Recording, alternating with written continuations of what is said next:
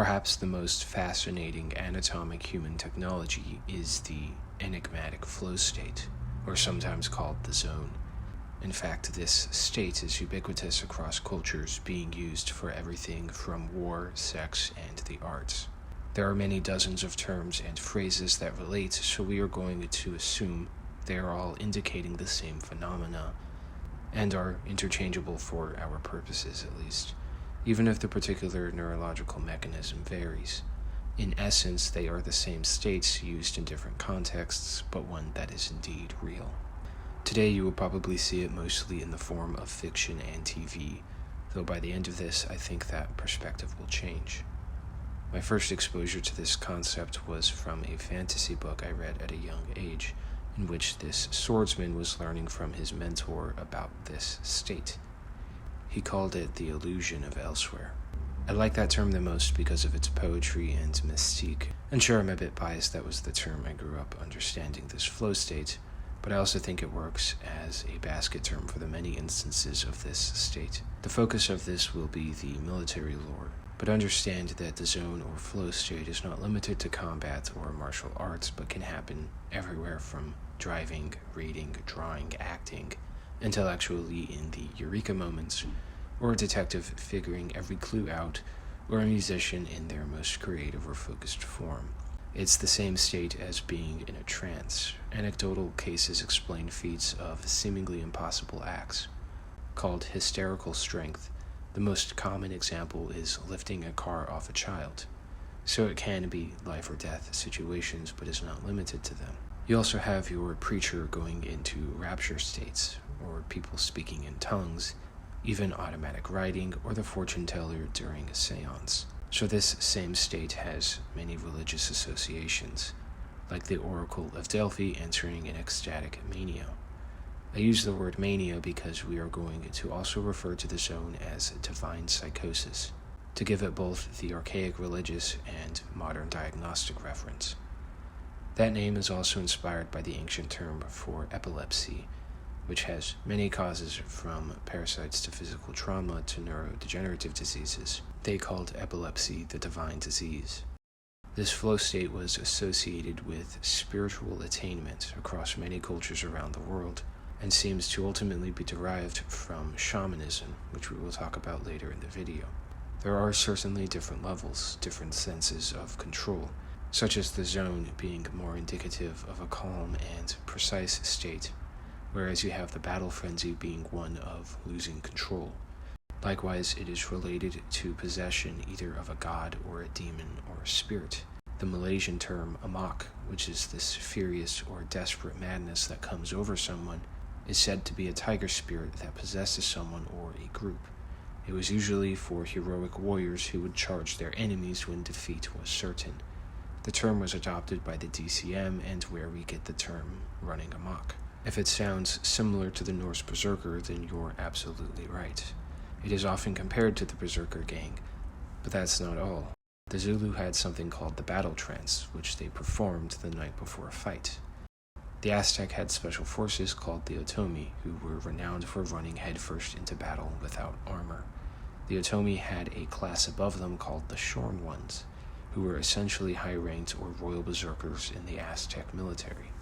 Among Irish warriors is the Riastrad, or the warp spasm, a state of becoming an animal the night before a fight, usually a hound. This was Cuchulain's stable ability and is related to where his name comes from, as he is the Hound of Colin. One of the most interesting reports is from Tukulti Ninurta, whose name means I place my trust in the war god. He was a famous Assyrian king and thought to be Nimrod from the Bible. He was a warrior and a statesman, and the first to be called the King of Kings. In an important battle against a rival kingdom, he documents a group of soldiers that must have been particularly integral to that battle's outcome. Wildly raging, taking forms as strange as Anzu, they fiercely rushed to combat, removing their armor. Having stripped off their breastplates, thrown forth their clothing, they bounded their hair and polished their weapons with songs. They snorted at each other like fighting lions with eyes of fire. The swirling dust storms of battle whirl about them. The Greeks, and famously the Iliad, gives us examples of martial fury, of heroes being possessed by the wolfish rage and the god of war. They also give us the term aristia, or the excellence of the battlefield, which defines the best moments of a warrior during battle. I think we would relate it to the idea of prowess, valor, or bravery, and seems to be achieved through this zone state. From this idea of wolfish rage come terms like dogs of war, or a particularly frenzied warrior might be called a mad dog. Here we come back briefly to the shamanic tradition. The idea of becoming a wolf or hound before or during battle is clearly related to the animistic and totemic ideas of spirit possession. We saw that with Amok and the tiger spirit. Wolves are probably the most referenced, at least within Indo-European traditions, but there's also big cats like tigers, lions, jaguars. There's bears, bulls, and snakes. Even mythological creatures such as the Anzu or a dragon are all common as well. The shamanic dog rage is where lycanthropy comes from, and I've covered this in a previous video, so I won't go over it again. But we will move on to a shamanic class of wolf warriors among the Vikings. They were called the Ulfhednar, or the Wolfskins, and one of the groups associated with the berserker states. In fact, it was even outlawed at one point to go berserk. But these wolfskins were a brotherhood and served as a sort of special forces. They were Odin's chosen. There's good reason to believe they used Amanita to help induce the state, but I will save that discussion for another video, as I want to focus on the state itself. But it is worth noting sometimes alcohol was used, other times narcotics or deliriants. Again, all with varying levels of control, but more or less the same trance, frenzy, or flow state. Indra drank copious amounts of soma in his battle against Vritra, and some passages suggest similar berserker behavior among soldiers. And there are some theories that even suggest Odin was a god or shamanic Amanita soma practice that came to Europe from Asia.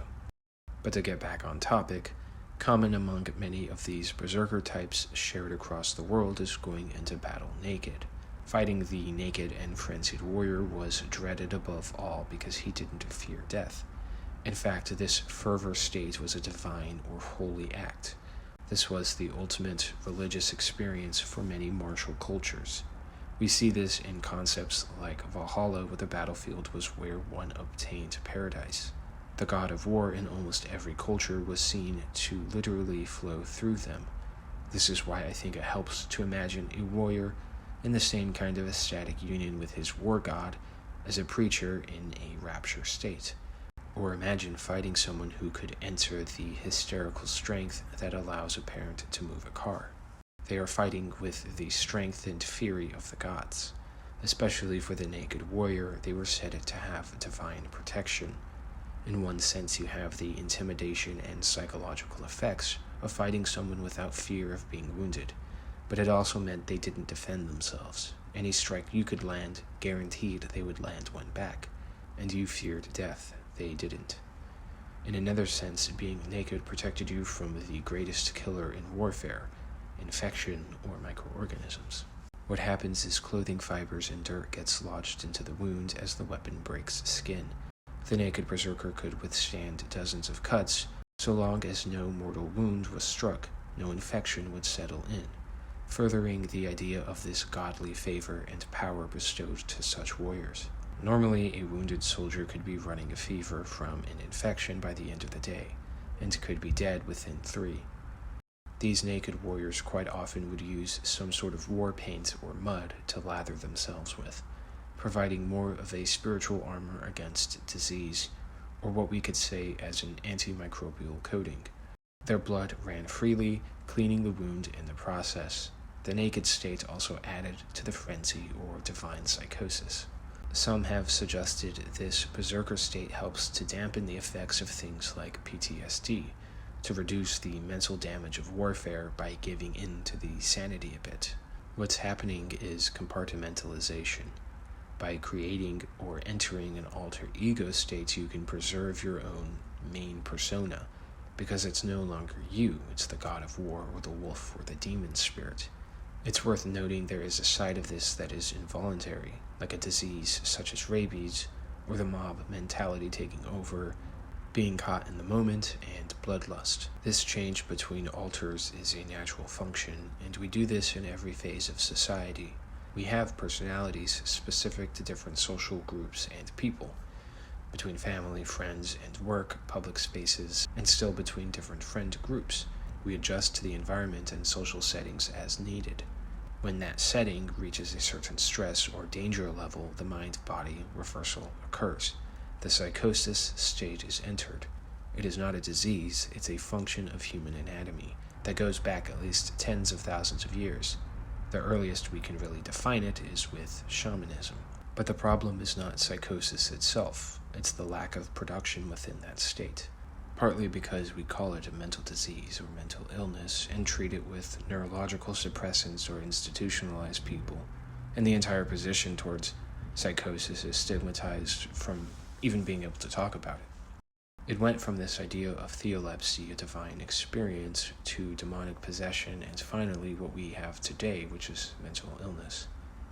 This state is like overcharging a battery. It needs an outlet or it corrodes itself. It needs to have a direction for all that energy and hyperfocus. The state has to be exhausted, has to be used. People in psychosis are told or forced to sit and do nothing. That heightened mental and physical activity, which got triggered for a reason, is then constrained and made to be suppressed, either chemically or socially, as it is not acceptable to be in these states. What it really needs is a healthy catharsis, an art or task or problem to be solved, which is why the state got triggered in the first place.